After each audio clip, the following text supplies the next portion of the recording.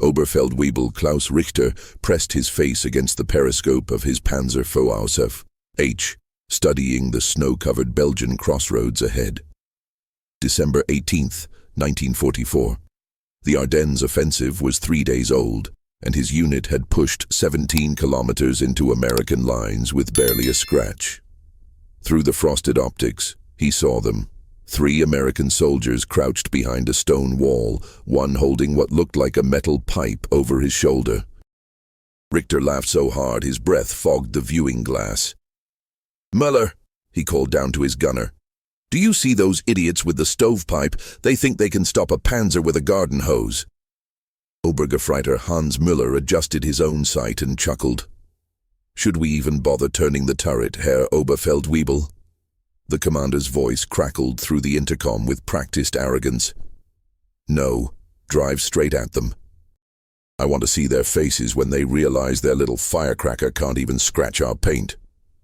At that moment, 230 meters away, Staff Sergeant James McKinnon pressed his hand against Private First Class Anthony Delgado's shoulder and whispered 2 words that would shatter German confidence in their armor superiority. "Wait, closer." The Panzer IV rumbled forward at 9 kilometers per hour, its 300 horsepower Maybach engine growling through the frozen morning air. Inside the cramped fighting compartment, 4 men shared the same delusion that had killed hundreds of their comrades in the previous 72 hours, that American infantry weapons posed no serious threat to German armor. This belief was not entirely unfounded in 1943, when the M1 bazooka struggled against even medium tanks. But this was December 1944, and the weapon Delgado steadied against his right shoulder was the M9A1 variant, loaded with an M6A3 rocket carrying 59 pounds of pentalite explosive compound capable of penetrating 120 millimeters of armor plate at optimal range. The Germans had no intelligence on this upgrade. Their last tactical reports described bazookas as marginally effective against light vehicles, negligible threat to main battle tanks. Richter had read those reports during the pre-offensive briefing in Blankenheim on December 14th. He believed every word. Why wouldn't he? His crew had survived 2 years on the Eastern Front, facing T-34s and Stalin tanks and Katyusha rockets. What could American infantry possibly throw at them that was worse than what the Soviets had? Technical Sergeant Raymond Porter watched through binoculars from a second-floor window 40 meters behind McKinnon's position. He counted 4 Panzer IVs in the column, with at least 2 more behind the tree line. 6 American soldiers with bazookas were positioned in a semicircle around the crossroads, concealed behind walls, in ditches, inside a burned-out farm truck. Porter had fought across France since Normandy, and he had learned one critical lesson about tank warfare: armor was only invincible until it wasn't. He had seen Shermans brew up in seconds when hit in the right spot. He had watched German Tigers retreat from well-placed anti-tank guns. And he had studied the after-action reports from the 82nd Airborne at Nijmegen, where bazookas had knocked out 11 German tanks in a single afternoon. The weapon worked if you knew where to aim, if you waited for the perfect angle, if you controlled your breathing and ignored the fact that a 25-ton steel monster was bearing down on you at close range. Porter whispered into his radio handset, "All teams, weapons tight. Let McKinnon take the first shot. Wait for my command on targets 2 through 4. 6 acknowledgements crackled back through the frozen morning air. If you're watching this and finding yourself immersed in this moment of the war, do me a favor. Hit that subscribe button and leave a like on this video. And down in the comments, tell me what city you're watching from. It means everything to know this history is reaching people around the world." Now, let's get back to December 18th, 1944, and what happened in the next 14 seconds. The distance closed to 180 meters. Richter could now see individual details: the American's helmet, the frost on his uniform, the slight tremor in his arms as he held the bazooka steady. He's actually going to fire it, Muller said, his voice carrying a mix of amusement and disbelief. Funker Werner Steiner, the radio operator squeezed into the hull, spoke up. Should I call it in? Enemy infantry with anti-tank weapons? Richter waved dismissively, even though Steiner couldn't see the gesture. No, we'd be laughed off the radio net. 3 men with bazookas don't warrant a situation report. The Panzer's tracks churned through snow and frozen mud, the vehicle's 30-ton weight compressing the ground beneath it. Driver Gefreiter Otto Becker, sitting in the forward hull position, called up through the intercom. Herr Oberfeldwebel, should I accelerate, run them over? Richter considered this for exactly 2 seconds before responding. No, maintain speed. I want them to see the 75mm gun pointed at their faces before they run. This decision would save Becker's life and condemn 2 of his crewmates to death. At 150 meters, Delgado's targeting became critical. McKinnon had drilled this into him during training at Fort Benning 8 months earlier. Front armor is 80mm on a Panzer IV. You won't punch through. Wait for the side shot. Aim for the sponson above the tracks, right where the hull meets the turret ring. That's 30mm. That's your kill zone. Delgado had practiced this shot 63 times in Georgia, firing at plywood mock-ups of German tanks, learning the exact angle, the precise hold, the moment when everything aligned. His instructor, a sergeant who had fought in North Africa, had told him, "You get 1 shot, maybe 2 if you're lucky. Make the first one count, because if you miss, that Panzer is going to turn you and your loader into paste." Delgado remembered those words now as his finger rested against the firing mechanism. As the German tank grew larger in his sight picture, as everything in his 19-year-old life narrowed to this single moment on a frozen Belgian crossroads. The Panzer IV began a slight turn to navigate around a crater from earlier shelling. The movement exposed its right flank at a 35-degree angle. Delgado's breathing slowed. His finger moved to the firing mechanism. McKinnon's hand squeezed once. The signal. The M9A1 bazooka fired with a distinct whoosh that echoed across the crossroads, followed by a flash of backblast that melted snow 3 meters behind Delgado's position. The M6A3 rocket traveled at 82 meters per second, covering the 143-meter gap in 1.74 seconds. Richter saw the flash and had just enough time to think. They actually tried it. Muller started to say something, probably a joke about American desperation. Steiner reached for the radio handset to report the contact. Becker gripped the steering levers tighter, anticipating the command to accelerate. Then, the rocket struck the Panzer IV's right sponson with 7,200 foot-pounds of explosive force, penetrating the 30mm side armor and detonating inside the fighting compartment. The effect was catastrophic and immediate. The shaped charge created a jet of superheated copper plasma that reached temperatures exceeding 4,000 degrees Celsius, burning through metal like tissue paper and turning the interior of the tank into a blast furnace. Muller died instantly, his body shredded by fragmentation from the armor spalling inward at supersonic velocity. Steiner lasted perhaps 2 seconds longer, long enough to scream, before the ammunition stored along the hull wall cooked off in a secondary explosion that tore through the fighting compartment with the force of a 150mm artillery shell. 27 75mm rounds detonated in a cascading sequence that blew the turret 3 meters into the air and sent it crashing back onto the hull at a 40-degree angle. Richter felt the heat before he felt the pain, a sensation like being pushed into an oven, and then his world became fire and pressure and the desperate animal need to escape. He threw open the commander's hatch and pulled himself through, his uniform already burning, and fell 4 feet onto frozen ground that felt like ice against his scorched skin. He rolled in the snow, extinguishing the flames on his jacket, and looked back at his Panzer just in time to see Becker emerge from the hull escape hatch, his face blackened by smoke, his hands burned from touching superheated metal.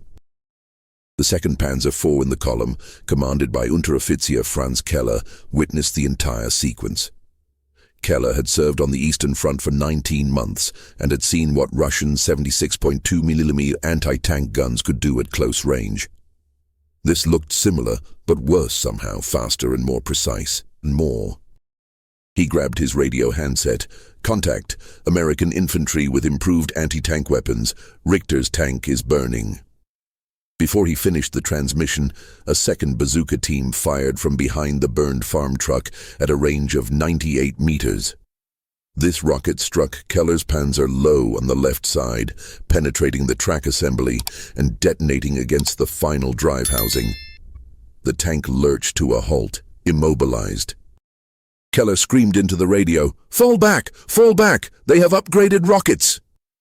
His gunner, Obergefreiter Karl Hoffmann, traversed the turret toward the source of the shot, but before he could fire, a third rocket from Corporal Thomas Brennan's team slammed into the turret ring, jamming the traverse mechanism and filling the crew compartment with acrid smoke.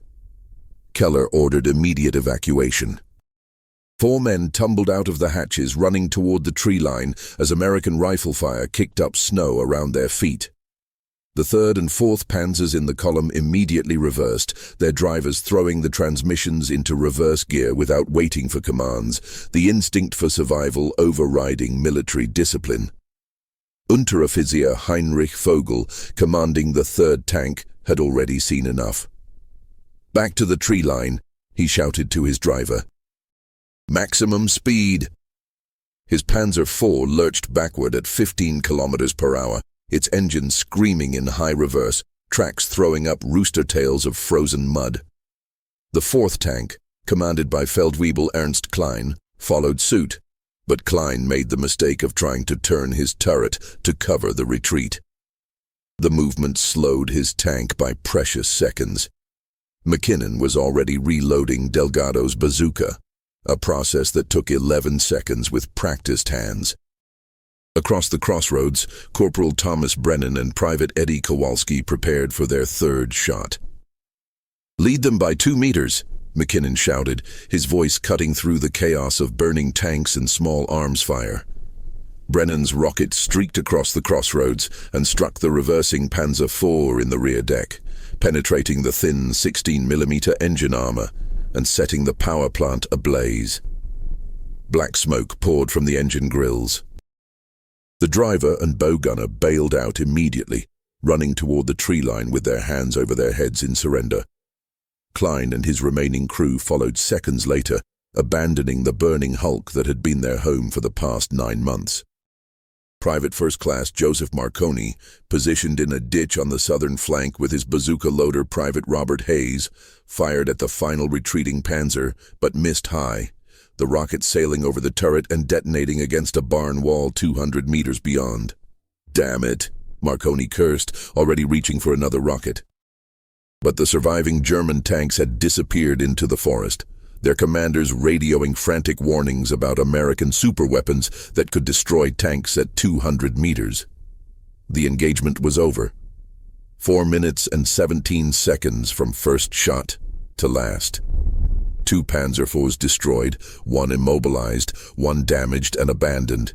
3 German soldiers killed, 6 wounded, 11 captured. And an entire German armored column retreating in disorder from a crossroads they had approached with absolute confidence just minutes earlier. Richter lay in the snow watching his Panzer burn, his mind struggling to reconcile what had just happened with everything he thought he knew about armored warfare.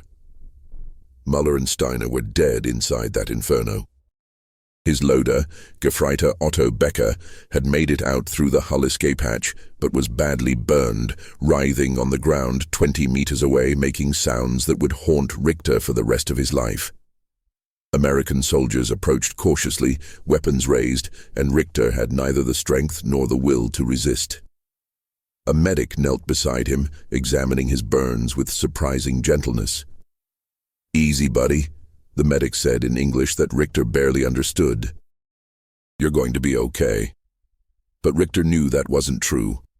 Not in any way that mattered. His hands were burned. His face felt like melted wax. Muller's last words had been a joke about American weapons, and now Muller was ash inside a steel coffin. December 19th, 1944. Prisoner of war processing station, Bastogne sector.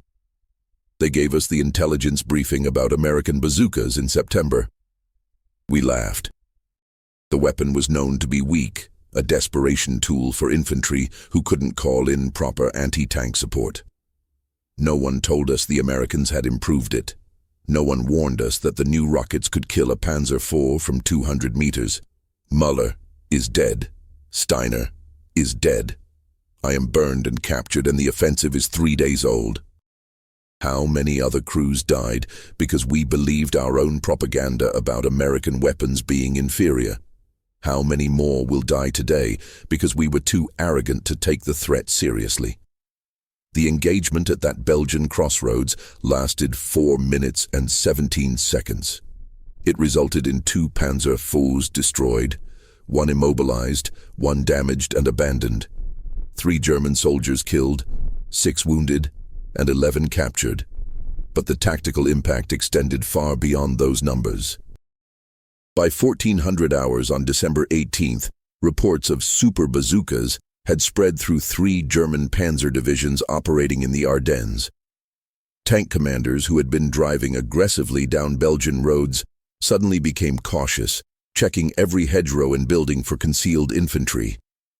The offensive's momentum, already slowing due to fuel shortages and unexpected American resistance, slowed further as armored columns refused to advance without infantry support to clear suspected bazooka positions.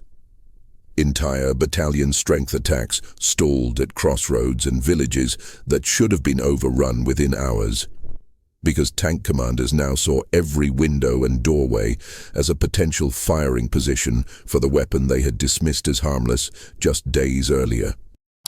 At Kampfgruppe Peiper's headquarters near La Glaise, Obersturmbannführer Joachim Peiper reviewed the casualty reports with growing concern. His unit had lost 7 tanks to bazookas in 2 days, a loss rate he had not experienced even during the worst fighting in Russia. "How is this possible?" he demanded of his intelligence officer. "The American bazooka is a joke. Everyone knows this." The intelligence officer, a captain who had actually read the updated reports from Normandy, responded quietly. "It was a joke in 1943, Herr Obersturmbannführer. The weapon we are facing now is not the same weapon. The Americans call it the M9A1. Improved rocket, better penetration, more reliable in cold weather. Our armor intelligence is 18 months out of date." Peiper stared at the map showing his unit's positions, his finger tracing the roads where 7 of his tanks now sat as burning wrecks. 18 months, he repeated softly. 18 months, and no one thought to update the intelligence assessments. The intelligence officer said nothing because there was nothing to say. The failure was systemic, organizational, a product of German arrogance and the chaos of fighting a 2-front war against enemies who were adapting faster than German intelligence could track. Staff Sergeant McKinnon's bazooka team at the crossroads was credited with stopping a German armored probe that might have broken through to a critical supply depot 3 kilometers behind the American lines. McKinnon received the Silver Star. Delgado received the Bronze Star for his shot that destroyed the lead panzer. Brennan and Kowalski received Bronze Stars for their follow-up engagements. Porter received a commendation for coordinating the ambush. But the real impact was psychological. Word spread through American infantry units that bazookas could kill German tanks if used correctly. Soldiers who had felt helpless against armor now had confidence in their weapons. In the following weeks of the Battle of the Bulge, American bazookas would be credited with destroying or disabling 127 German tanks and self-propelled guns, a success rate that shocked both sides and fundamentally altered German armored tactics for the remainder of the war. December 24, 1944. Interview with Unteroffizier Franz Keller, POW camp. The Americans asked me why we didn't take their bazookas seriously. I told them the truth, because in 1943, we didn't have to. Their old rockets bounced off our armor like rubber balls. We grew comfortable with that reality, comfortable and careless. When they improved the weapon, no one told us. Or maybe someone tried to tell us and we didn't listen because we believed we knew better. I commanded that panzer for 9 months, survived Normandy, survived Falaise, survived the retreat across France, and I lost it to 3 American soldiers with a weapon I thought was obsolete. That's what arrogance costs in this war. Everything. Klaus Richter spent the rest of the war in a prisoner camp in Virginia, his burns healing slowly, his memories of December 18th never fading. He was repatriated to Germany in 1946 and lived until 1989, long enough to read the American after-action reports from the Ardennes and to understand finally exactly what had killed his crew. In an interview given to a German military historian in 1973, Richter described the moment his panzer was hit. "I believed we were invincible. Our armor was superior. Our tactics were proven. The Americans were inexperienced and poorly equipped. In 14 seconds, all of those beliefs turned to smoke. The joke was on us, and Müller and Steiner paid the price for our arrogance." The historian asked Richter if he felt anger toward the Americans who fired that rocket. Richter thought for a long moment before answering, "No, they did their job. We failed to do ours, which was to respect the enemy enough to understand what weapons they were bringing to the fight.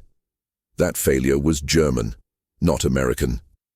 December 23rd, 1944, POW camp, American rear area. I dream about that crossroads every night.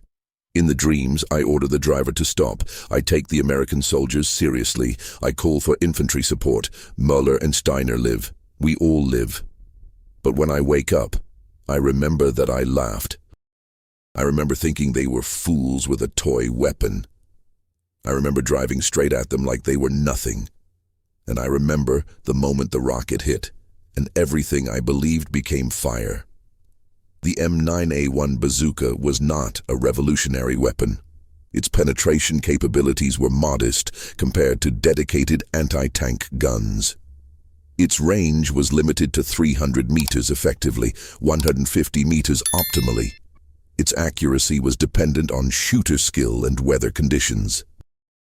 But it had 3 advantages that made it devastatingly effective. It was portable enough for infantry to carry and conceal, it was quick to deploy and fire, and most critically, German intelligence had failed to recognize its improvements over earlier models.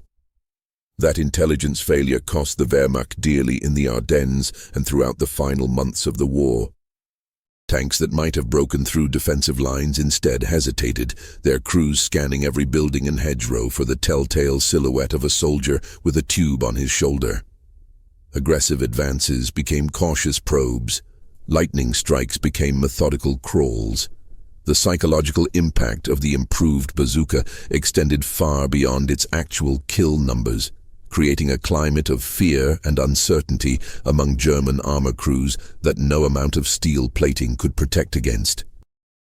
The German tank crews thought it was a joke. They thought American infantry weapons were insignificant. They thought their armor would protect them from anything short of artillery or another tank. They drove confidently down Belgian roads in December 1944, dismissing the threat, underestimating the enemy, believing their own propaganda about American industrial production, creating quantity over quality. And then the first shot tore through them, and in the seconds that followed, as metal burned and men died, the joke revealed itself. It had never been on the Americans. It had always been on those who were too arrogant to imagine that the enemy might adapt, might improve, might develop weapons specifically designed to kill tanks that commanders believed were untouchable. By the time the German tank commanders learned this lesson, thousands of their comrades had already paid for that knowledge with their lives. War has no tolerance for arrogance, and the Ardennes crossroads where Klaus Richter's panzer burned became one more place where that truth was written in fire and blood, and the screams of men who learned too late that underestimating your enemy is the fastest way to die.